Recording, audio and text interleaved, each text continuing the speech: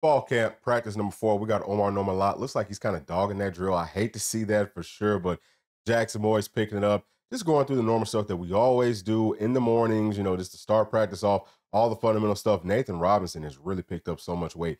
Very excited to see what he does out on the field this fall. Bryson Easton looks really good. Joshua Helston, maybe he gives us something. Who knows? Now, James Pierce, of course, his burst, his get off is crazy. He's got to find that football a little bit better. This is like the second or third time that I've seen him doing that. And it's a very small thing, but it's all about those inches. It is a game of inches. So you want to see him just kind of progressing with little things like that for sure. But he's going to be just fine. Definitely no cause for concern. Now we've got our secondary players coming off the edge, working on some blitz packages. Not really blitz packages, but just working on blitzing, period.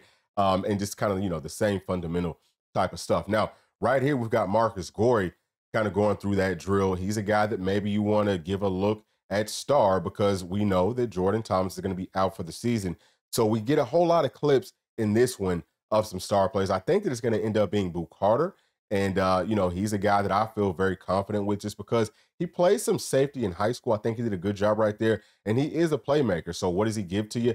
It's all going to be based off of how much can he pick up that playbook? How much will he know what's going on? Sometimes not knowing 100% what you're supposed to be doing can help you because you're playing more off instincts. And I tend to prefer that a little bit more, especially on defense with playmakers like Boo.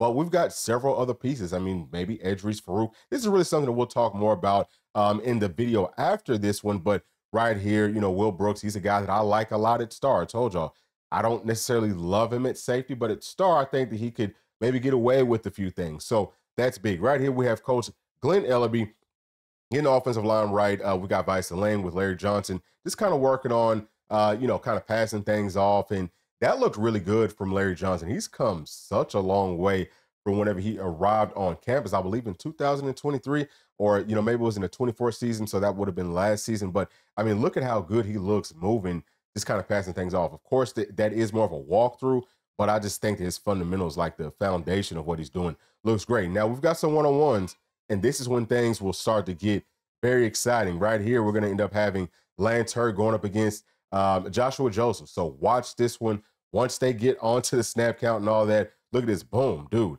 Joshua Joseph, to be able to do that to a guy that we talked about could end up being the best offensive lineman on this entire team. I think that says a whole lot right here. Gage Ginther going up against Tyree West.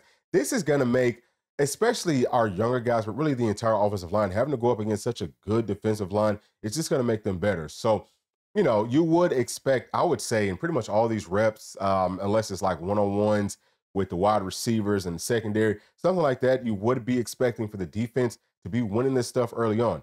Now, this right here is very nice from Larry Johnson going up against Dominic Bailey. That's more of what I was talking about. Look at how much better he's looking. I'm very impressed with him. He should most definitely be a guy that we can trust to play tackle in a situation, if it's absolutely necessary. But, y'all are just seeing how dominant that, front is for our defense. And I definitely believe that our offensive line will be a lot better from going up against them because they won't see that sort of a, high-end talent and depth, over and over and over again. I mean, ever. Like, there's no team, I think, in this entire country that can really match what we have up front, especially on defense. Now, let's take a look at what's going on with the wide receivers. Of course, Nico right here, the $8 million man. How does he look in day 4? Very sharp. That was beautiful. I mean, he looks like a veteran. That was a veteran-looking throw.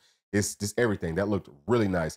Chaz Nimrod, that's a great, I think that was a dig route or it was an in route, but either way, it looked really good. Right here, Holden stays, looks good. He's very big. Might be a step or two slow, just in my opinion. Does maybe need to kind of work on, I mean, I would say maybe cut a little bit away, get a little bit more speed, but he might not necessarily have to do it right there. That was Trey Weary dropping a pass, but that is going to happen. That's part of the game. It happens in practice all the time. Right here, we have the tight ends coach, Coach Ablin, just kind of going through these drills. And I'm not quite sure what they're working on right there. That was probably like an option route, so he kind of sank on that one, which means that we were going to run a shorter route from the tight ends, but you got to keep on doing this type of stuff. Right here, we have Coach Kelsey Pope. I'm sure that they work very closely together. Obviously, tight ends, wide receivers, doing a lot of the same types of things. For the tight ends, going to be a lot more about that, inside of the box types of blocking. So that would be the difference. But right here, we still have our quarterbacks just kind of going through the routes on air. And we haven't gotten to the insider notes just yet to see how things look throughout the entire practice. But from what I'm seeing, I like it. Of course, that is a drop right there from Squirrel White. Like we said, that is going to be normal. You don't want to see a whole lot of them. It does sound like in yesterday's practice, there were too many drops, and the coaches were really getting after those wide receivers. Some of the balls may not have been placed in the correct spots, but that really is to be expected just because, once you put those pads on, the throwing, the arm motion is a little bit different, and it is a game of inches. It's kind of, going up making those catches. It's different. So you would be expecting in day 4, second day in shells to be able to make these catches. But that's, again, that's why the offense is usually behind the defense early on in this stuff, just because they have so many different things on offense that you have to get adjusted to once those pads come on. So right here, we've got Brew McCoy looking really good. But that's going to be it for this one, y'all. And as always, please make sure to like, subscribe, hit that notification bell, share it with your friends, family, and other volunteer fans. We'll see y'all in just a minute. Thanks. Peace.